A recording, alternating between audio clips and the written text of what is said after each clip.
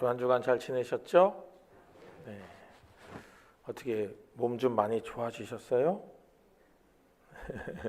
지난주 치유 기도를 했는데 특별한 수혜를 입은 분들이 몇 분 계시더라고요. 파스 안 붙이면은 생활이 안 된다는 어르신이 있었는데 기도받고 이제 파스 안 붙이신다고 감사하다고 그렇게 또 얘기도 해주시고 또 전반적으로 제가 여러분들 물어보니까 많이 좋아지셨더라고요. 이제 문제는 이제 그게 기도받아서 그런 게 아니라 약을 잘 먹어서 그런 걸로 알고 계셔가지고 이게 조금 차이가 있습니다만은 그래도 또 주님께서 은혜를 주시는 줄로 믿습니다. 어제는 제가 수원에 갔다 왔어요. 기차를 탔습니다. 우리 뭐 스타리아 타고 가도 되는데 일부러 기차를 탔어요. 뭐 운전하는 것도 피곤하고 또 뭐 운전 제가 안 한다고 하더라도 또 옆에 앉아서 졸 수도 없잖아요. 그죠? 그러면 토요일 날 6시간이 없어지는데 그래서 기차를 탔습니다. 기차를 타고 보니까 또 다른 게 보이더라고요. 그동안 거의 1년 동안 우리 교인들 아니면 노예 목사님들 아니면 가족들하고만 이렇게 지내다가 생판 모르는 사람들 잔뜩 있는데 들어가서 혼자 앉아 있었잖아요. 그러니까 느껴지고 생각하는 게 많이 있더라고요. 어떤 사람은 옷이 허름해요. 아유, 어떻게 살까 그런 생각이 들었습니다. 어떤 사람은 엄청 바빠요. 아유, 왜 이렇게 바쁠까? 자신은 돌아보고 있을까? 그런 생각도 들고 어떤 사람은 또 아파합니다. 아이고, 여기도 아픈 사람이 있구나. 그런 생각이 들었어요. 그런 생각들, 이런 생각들 또 그곳에 수원에 가서 또 본 사람들 여러 모양의 모습들 보니까 오늘 왜 주님께서 로마서 8장의 말씀을 같이 나누라고 하셨나 하는 깨달음이 더 깊어지는 시간이었습니다. 우리 삶 가운데는요 여전히 어려움이 있죠. 우리가 구원받은 백성임에도 불구하고 우리가 쉽게 그렇게 전도하잖아요. 예수님 믿으면 다 잘 됩니다. 이렇게 전도해요. 예수님 믿으면 다 잘 되나요? 여러분 어떠세요? 다 잘 되고 계세요? 네, 아멘으로 화답하신 분들은 복이 있을 줄로 믿습니다. 근데 아닌 분도 있어요. 아닌 분도 있어요. 그게 마음이 아픈 거예요. 그러면 왜 안 되냐고요. 나도 예수님 믿는데 왜 안 되고 있냐고요. 왜 어렵냐고요. 왜 힘드냐고요. 너무나도 답답하잖아요. 일반적으로 흔히 교인들 그렇게 생각합니다. 기도가 부족해서, 내 믿음이 약해서. 과연 그럴까요? 그걸로 끝일까요? 우리가 한번 다시 생각해 보자 하는 겁니다. 한 여인의 독백으로 여러분들과 함께 마음을 열기를 바랍니다. 제가 읽어드릴게요. 내 이름은 성경에 기록되지 않았습니다. 여러분은 나를 그저 사마리아 수가성에 사는 한 여인으로 알고 계실 것입니다. 그날도 저는 사람들의 시선을 피해 떼약볕이 내리쬐는 정오에 홀로 야곱의 우물로 향했습니다. 내 인생은 밑빠진 독이었습니다. 영혼의 갈증을 채워보려 남편을 5이나 두었지만 그 누구도 내 목마름을 해결해 주지 못했습니다. 사람들의 수군거림과 정죄의 눈빛을 피하는 그것이 내 삶의 가장 크고 무거운 탄식이었습니다. 그런데 어느 날 우물가에 앉아 계시던 한 유대인 남자가 내 영혼을 뒤흔드는 말씀을 하셨습니다. 내가 주는 물을 마시는 자는 영원히 목마르지 아니하리니 그 속에서 영생하도록 솟아나는 샘물이 되리라. 내 삶의 모든 과거를 꿰뚫어 보시는 그분 앞에서 나는 내 평생의 숙제였던 예배에 대해서 여쭈었습니다. 어디서 예배해야 내 이 무거운 죄짐과 탄식을 벗어버릴 수 있단 말입니까? 그러자 그분은 눈에 보이는 장소의 문제를 뛰어넘는 진리를 선포하셨습니다. 하나님은 영이시니 예배하는 자가 영과 진리로 예배할지니라. 성령 안에서 하나님을 만나는 참된 예배자를 찾으신다는 말씀에 내 심령이 젖어들 때 그분이 내 눈을 똑바로 보며 내 영혼의 모든 탄식을 영원히 잠재우는 선언을 하셨습니다. 내게 말하는 내가 그라.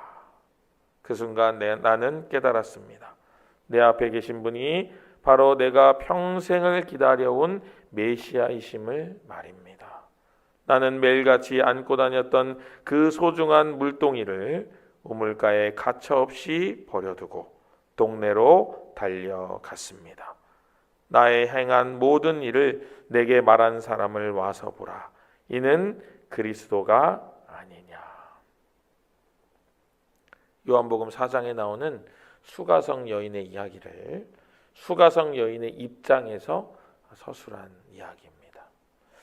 여러분, 어쩌면 우리는 수가성 여인 같은 삶이 아닐까요?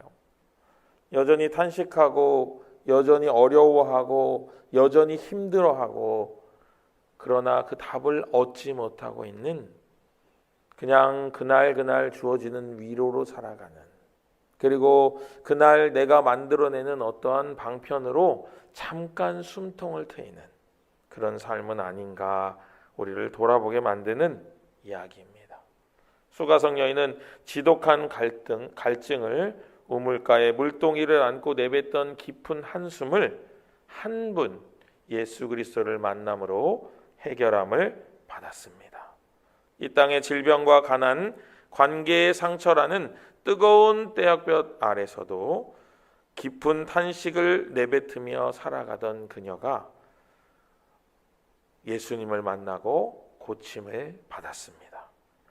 오늘 우리가 읽은 로마서 8장은 이러한 우리의 뼈저린 현실을 직시하며 이 고난의 탄식이 우리 안에 오신 성령님을 통해서 어떻게 영광의 소망으로 바뀌는지를 명확히 보여주십니다. 우리 첫째 한번 읽어볼까요? 첫째. 두 화면 넘어가야 돼요. 첫째 같이 읽겠습니다. 시작. 절망의 탄식을 영광을 향한 간절한 기대로 바꾸십시오.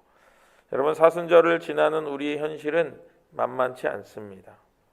본문 22절과 23절은 피조물과 우리 성도들이 함께 탄식하며 고통을 겪고 있다라는 부분을 보여줍니다.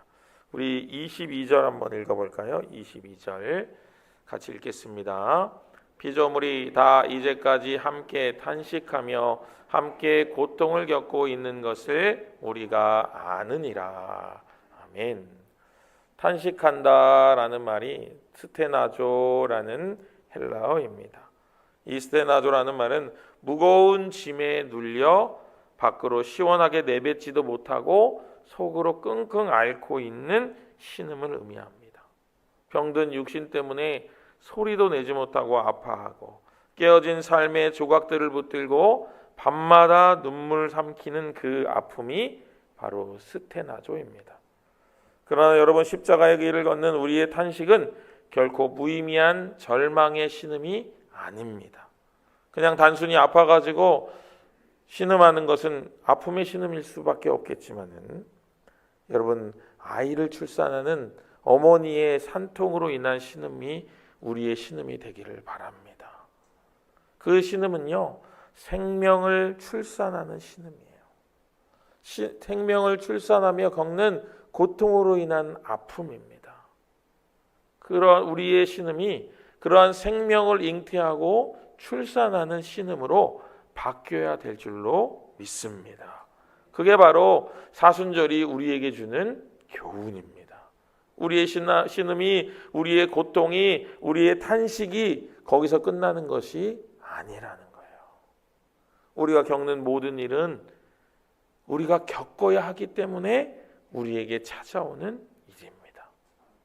그 일들을 담대히 겪고 그 일 속에서 믿음의 원리를 발견하고 믿음의 원칙들을 발견하고 도우시는 하나님의 손길을 발견하고 내가 하나님 앞에 어떠한 자세를 배워야 될지를 깨닫는다면은 그 사건은 쓰디쓴 아픔과 같은 사건일지 모르지만 우리에게 새 생명을 얻는 것과 같은 그런 순간이 되는 겁니다. 이 세상에 어떤 어미도 자녀를 낳을 때 아프지 않은 어미는 없습니다. 그냥 어느 날 갑자기 숨턱 나오는 아이는 없어요. 10개월 동안 고통해야 되고요. 또 출산의 고통을 겪어야 합니다. 가장 많이 아픈 것을 바로 이 출산의 고통에 비유하죠. 어떤 백과사전에는 이 출산의 고통을 어떻게 표현했냐면은 이 아랫입술을 억지로 잡아당겨가지고 이 이마 끝까지 올리는 고통이라고 적어놨어요. 해볼까요, 우리 한번? 네, 그런 고통이에요. 우리가 생에서 느끼는 고통이 그런 고통이잖아요. 그런데 여러분 놀라운 것은 뭔지 아세요? 그렇게 한번 죽을 만큼 아프면 다시 아이 안 낳을 것 같은데 왜 둘, 셋, 넷, 다섯, 여섯, 일곱 낳나요? 아이를 안으면 그 아이가 그 모든 고통을 다 잊게 해주기 때문입니다. 그래서 오늘 로마서 8장의 18절에는 지금 우리가 겪는 고난은 장차 올 영광에 좋게 비교할 수 없다라고 말했어요. 여러분, 지금 오는 고통에 고난에 너무 함몰되지 마시기를 바랍니다. 그것에 너무 마음 팔리지 마세요. 내가 겪어야 할 일이므로 나에게 왔다. 그렇게 받아들이세요. 하나님이 이 일을 통하여 나에게 무엇을 원하고 계실까를 바라보세요. 가장 선하신 그분께서 이 사건, 너무나도 가슴 아픈 이 사건이 나에게 어떻게 유익이 되도록 바꿔가시나를 살펴보는 삶이 되시기를 여러분 주님의 이름으로 간절히 축복합니다. 우리 19절 말씀, 오늘 말씀은 아닙니다만은 19절 말씀 같이 읽어볼까요? 19절입니다. 피조물이 고대하는 바는 하나님의 아들들이 나타나는 것이니. 아멘. 여기 고대하는 이라는 말은요, 우리 다음 화면 볼까요? 제가 적어놨어요. 좀 길어가지고 같이 읽어볼까요? 아포카라 도키아 이렇게 적혀있어요. 잘 안 보이실 수도 있어요. 글씨가 얇아가지고. 아포카라 도키아, 이 말은 목을 길게 빼고 무언가를 붙들어지게 바라보며 고대하는 간절한 기대를 의미합니다. 여러분, 띠리링 전화가 와요. 예전에 저 어렸을 때 핸드폰이 없던 시절이잖아요. 집 전화만 있었잖아요. 전화가 와요. 그러면 제가 빛의 속도로 달려가서 받습니다. 저녁에 전화가 울리면. 왜 그 전화를 빨리 받았냐면요, 아빠의 전화거든요. 아빠가 전화해서 뭐라고 하시냐면, 아빠 집에 가는데 뭐 사갈까 물어봐요. 그러면 제가 겨울에는 귤 사오라고 합니다. 아빠 귤 사오세요. 귤도 사오시고, 또 저희가 샘배 과자를 좋아했거든요. 아빠 오늘은 샘배 과자 사오세요. 뭐 이런 것도 하고. 또 그때는 배달이 잘 없었잖아요. 치킨 사오세요. 여러분, 귤 사오고 치킨 사오고 사오시는 아빠를 어떤 마음으로 기다려요? 네? 오면 오나 보다, 가면 가나 보다. 그래요? 아마 문 밖을 뚫어져라 쳐다볼 거예요. 언덕 위를 뚫어져라 쳐다볼 거예요. 아빠 그림자 언제 나타나나, 아빠 언제 오시나. 아빠 보이면 어떻게 돼요? 달려가요. 그 고대함이 바로 이 19절의 고대함입니다. 여러분, 고통에 젖어 아파하는 것에서 탈출해서 이 고통을 걷어가시고 이 고통이 나에게 생명이 되도록 우리에게 역사하시는 그 하나님을 고대하세요. 그게 고통을 이기는 방법입니다. 그럼 고통이 함몰되면은 한도 끝도 없어요. 나락으로 떨어집니다. 마음이 실패로 치달아요. 나는 왜 이런가? 그러면서 연결되는 생각이 비교의식이에요. 쟤는 안 그런데 나는 왜 그런가? 제가 나보다 학교 다닐 때 공부도 못했는데 나는 왜 이런가? 제가 나보다 나은 게 하나도 없는데 나는 왜 이런가? 이렇게 돼요. 더 나락으로 떨어져요. 여러분, 그렇게 밤 새고 나시면 얼굴이 어떻게 돼요? 화장 잘 받든가요? 여신도들 화장 잘 받아요? 그렇게 밤새면? 피부 좋아집니까? 할 필요가 없는 일을 무언가에 사로잡혀서 내가 원하지 않는 방향으로 질질 끌려가는 거예요. 여러분, 우리에게 찾아오는 고난을 고대함으로 바꾸시기를 주님의 이름으로 축복합니다. 그게 믿음의 능력인 것을 여러분 믿으시기를 바랍니다.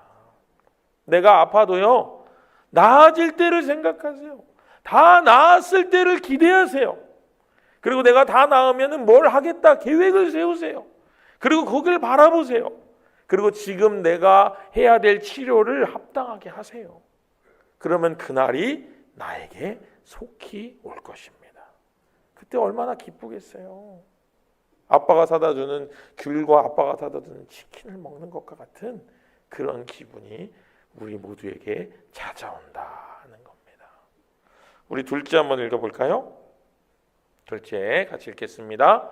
성령 안에서 주님과 거할 때 십자가의 생명이 나의 생명이 됩니다. 아멘. 우리의 단식이 소망의 기대로 바뀌는 과정을 설명하고 있습니다. 수가성 여인을 찾아와 내가 그다라고 말씀하신 주님을 만나는 거예요. 여러분의 삶 속에 말씀하시는 주님께서 찾아오셔서 내가 그다라는 음성을 듣게 되시기를 주님의 이름으로 축복합니다. 네. 여러분, 제가 송구영신 예배 기도 제목으로 쭉 매일 기도하는데 어떤 분이 그렇게 썼더라고요. 주님의 음성 듣기를. 그분께 주님의 육성이 들리는 위대한 기적이 올 한 해 부어지길 주님의 이름으로 축복합니다. 더불어 여러분도 같이 받으세요. 여러분도 받으세요. 다 주님은요, 여러분에게 말씀하고 싶으세요. 지금도 말씀하고 계세요. 여러분, 주님이요, 주님의 음성을 듣기 시작하잖아요. 그러면 다 똑같이 이렇게 말해요. 아, 주님 뒷다 수다쟁이요. 맨날 말씀하셔. 막 그래요. 정말 그래요. 정말 그래요. 그 음성을 날마다 들으시기를 주님의 이름으로 축복합니다. 요한일서 4장 13절 말씀 우리 같이 한번 보겠습니다. 요한일서 4장 13절은 우리에게 아주 중요한 단서를 제공합니다. 우리 같이 읽어볼까요? 그의 성령을 우리에게 주심으로 우리가 그 안에 거하고 그가 우리 안에 거하는 줄을 아느니라. 아멘.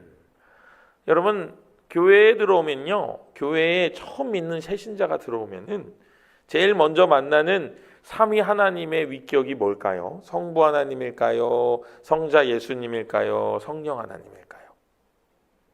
의견이 분분합니다. 네? 제일 좋아하는 걸 고를 수도 있어요. 어린이들에게 이걸 물어보면요, 뭐라고 하는지 아세요? 그냥 무조건 하나님이라고 해요. 그거 예수님 아니야? 뭐, 아니 하나님이야. 뭐 하는 우겨요. 여러분, 놀랍게도요, 성령 하나님을 제일 먼저 만나게 돼요. 여러분, 잘 모르지만 성령 하나님을 먼저 만나게 돼요. 그래야 하나님을 아버지라 부를 수 있고 예수 그리스도의 속량이 우리에게 부어지는 것을 믿을 수 있게 되기 때문에 그렇습니다. 그 성령께서 우리 안에 그리스도가 계신 것을 알게 하신다는 거예요. 그런데 여기서 거하시는 이라는 말이 여러분 메노라고 하는 헬라어인데요. 여러분 화면 볼까요? 메노가 무슨 뜻인가 볼까요? 제목 한번 볼까요? 큰 거, 제일 큰 글씨 제일 위에 거 읽어볼게요. 시작. 절대 떨어지지 않는 완전한 연합. 여러분, 저 나뭇가지가 자르거나 부러지지 않는 이상 떨어질까요? 안 떨어질까요? 절대 안 떨어져요. 떨어질 리가 없습니다. 말라서 쪼그라들어도 저 가지는 저기 붙어 있어요. 마치 그런 것처럼 절대 떨어지지 않고 붙어 있는 것을 바로 거함이라고 부르는 거예요. 거한다. 성령께서 내 안에 거하신다. 그 말은 무슨 뜻이에요? 절대 떨어지지 않는다는 뜻이에요. 여러분, 성령님이 우리를 떠나시지 않아요. 물론 우리가 뭐 극악무도한 죄악을 범하면은 성령님께서 좀 약해지시겠지만은 우리 성령님은 우리 안에 오시면 떠나지 않으셔요. 떠나고 싶어하지 않으세요. 어떻게 알 수 있어요? 예수님의 별명을 하나님 뭐라고 지으셨어요? 임마누엘이라고 지었어요. 임마누엘 무슨 뜻이에요? 하나님이 우리와 함께 하신다. 얼마나 우리와 함께 하고 싶으셨으면 독생자 아들의 이름을, 아들의 별명을 임마누엘이라고 지어놨겠어요, 여러분. 그 하나님이 우리 가운데 거하신다고요. 절대 떨어질 수 없다고요. 그런데 우리는요, 그분을 바라보지 아니하고 누굴 바라봐요? 죄악을 바라보고 세상을 바라보는 거예요. 그러니 알 수 없는 거예요. 눈을 조금만 돌리고 마음을 조금만 비우면 성령님을 볼 수 있습니다. 그 성령님을 바라봐야만 이 시간 사순절을 보내며 바라보게 될 십자가를 온전히 깨달을 수 있게 돼요. 종교개혁자 존 칼빈은 성령님을 가리켜서 우리를 그리스도와 효과적으로 묶어주는 은밀한 띠다 이렇게 불렀습니다. 성령께서 우리 안에 들어오실 때 우리는 단순히 십자가를 구경하는 자가 아니라 십자가를 주님과 함께 같이 경험하는, 연합하는 자가 되는 것입니다, 여러분.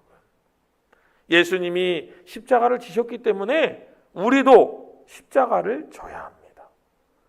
예수님이 고난을 당하셨기 때문에 우리도 고난을 당할 수밖에 없는 거예요. 요즘 제가 다른 데 가서 목사님들 만나면은, 어제도 한번 만났는데 잘 하고 있죠? 이렇게 물어봐요. 무슨 뜻일까요? 왜 물어보는 걸까요? 전 이해가 안 돼요. 왜 그럴까요? 근데 불안한가 봐요. 제가 잘 못할까 봐. 엄청 허우적대가지고 교인들한테 막 퇴출당할까 봐 걱정되시나 봐요. 그럴 수도 있을까요? 모르겠네, 그거는. 어쨌든. 근데 여러분, 목회가 평안하면요, 그건 잘못된 거예요. 잘못된 거예요. 가지 많은 나무에 바람 잘 날이 없는 게 정상이에요. 이렇게 제가 돌볼 사람이 잔뜩 있는데 어떻게 평안하겠어요? 하루가 어떻게 넘어가겠어요? 그러니 바쁘고 정신없고 힘든 게 정상이에요. 그러다 어느 날 하루 힘들지 않은 날이 오면 그날은 수지 맞은 날이에요. 전 그렇게 생각해요. 그러니까 힘들어도 별로 뭐 이렇게 뭐 특별하지 않아요, 여러분. 우리 삶도 마찬가지예요, 여러분. 주님이 고난당하셨으므로 우리도 고난당하는 게 어찌 보면 당연해요. 고난을 이상한 일로 여기지 말라고 베드로 사도가 우리에게 권면합니다. 불시험 당하는 일을 이상한 일로 여기지 말라고 말씀하셔요. 그 불시험이 나를 단련하는 거예요. 그게 없으면 어떻게 잘할 수 있어요? 여러분, 어린아이가 아무 일도 겪지 않고 어른이 됐다고 생각해 보세요. 그게 어른인가요? 아이지. 이런 일 저런 일 다 겪고 아프고 힘들고 성장의 고통을 겪어야 어른이 되는 거예요. 그러므로 고난은 당연한 일입니다. 어려워하지 마세요. 고난 당연한 일이에요. 그러나 그 고난이 우리를 쓰러뜨릴 수 없으며, 그 고난이 우리를 무너뜨릴 수 없으며, 그 고난이 나를 살게 한다는 믿음이 우리 안에 있어야 하는 것입니다. 그래야 고난이 우리에게 유익이 되고 우리에게 기쁨이 되고 사순절의 진정한 기쁨이 우리에게 찾아오게 된다 하는 것입니다. 우리 세 번째 같이 한번 읽어볼까요? 셋째, 시작. 처음 익은 열매를 보증으로 완전한 속량을 확신하십시오. 아멘. 이제 본론이에요. 지금까지 서론이었고 이제 본론입니다. 오늘 설교 제목이 뭐죠? 성령의 처음 익은 열매죠. 여러분 생각해 보세요. 여기 성령의 처음 익은 열매라고 굳이 써야 됐을까 한번 생각해 보는 거예요. 자, 로마서 8장 23절 같이 읽어볼까요? 그뿐 아니라 또한 우리 곧 성령의 처음 익은 열매를 받은 우리까지도 속으로 탄식하여 양자될 것 곧 우리 몸의 속량을 기다리느니라. 아멘. 여기 뭐라고 돼 있냐면요, 우리 곧 성령의 처음 익은 열매를 받은 이렇게 되어 있어요. 여러분, 성령의 그냥 열매라고 해도 되잖아요. 틀려요? 맞아요? 틀려요? 맞아요? 열매라고 해도 크게 문제될 게 없어요. 그런데 왜 여기는 처음 익은이라는 수식어를 붙여놨을까? 이거는 본문만 읽어서는 답이 안 나오는 이야기예요. 이거는 구약시대로 거슬러 올라가야 합니다. 여러분, 여기 실제로 이 처음 익은 열매라고 하는 헬라어는요, 갈라디아서 5장에 나오는 성령의 열매다 할 때 그 열매랑 완전히 다른 단어입니다. 그러면 왜 처음 익은 열매라는 말을 썼냐? 구약시대에 주님께 제사를 드릴 때, 여러분 가인과 아벨의 제사 아시죠? 처음 익은 것을 주님께 드립니다. 그때 하나님이 어떻게 하셔요? 기뻐 받아 주십니다. 그 처음 익은 열매, 처음 드리는 그 열매를 드리는 이유가 뭐냐면은, 하나님, 이 처음 익은 열매를 주님께 드립니다. 이 열매가 우리에게 온 것처럼 저 들판의 모든 열매가 우리에게 소산이 될 것을 믿습니다 하고 드리는 거예요. 이 로마서 8장의 23절이 그런 의미로 쓰인 거예요. 성령의 처음 익은 열매, 그러니까 성령의 열매가 우리 가운데 처음 딱 마음에 부어졌잖아요. 그 부어진 열매 하나로 우리가 앞으로 받게 될 모든 열매를 확신하게 된다는 거예요. 내 안에 성령의 열매가 생겼네? 그러면 성령이 우리에게 주실 모든 열매가 다 우리에게 올 것을 미리 확신할 수 있다는 거예요. 여러분 믿으십니까? 어제 기가 막힌 일이 있었어요. 오늘 설교하라고 하나님께서 예화를 주셨어요. 어제 엄장로님하고 기차를 타고 이제 내려오려고 이제 수원역에서 딱 탔는데 갑자기 무슨 역이었죠? 평택역인가 갔더니 갑자기 그러는 거예요. 익산 가실 분들은 기차를 갈아타세요. 그래서 화들짝 놀라고 우리 일어나가지고 익산 갈 사람 갈아타래요. 이거 익산 가는 열차인데? 이렇게 해가지고 우리 뛰어다니고 알아보고 아저씨한테 물어보고 그랬잖아요. 그랬더니 갑자기 이제 장로님이 이제 만나서 이제 얘기 듣고 오신 거예요. 웃으면서 이거 타도 간대요. 이거 타도 간대요. 안 갈아타도 간대요. 그럼 좀 빨리 가는 건가 봐요. 이렇게 하고 오셨어요.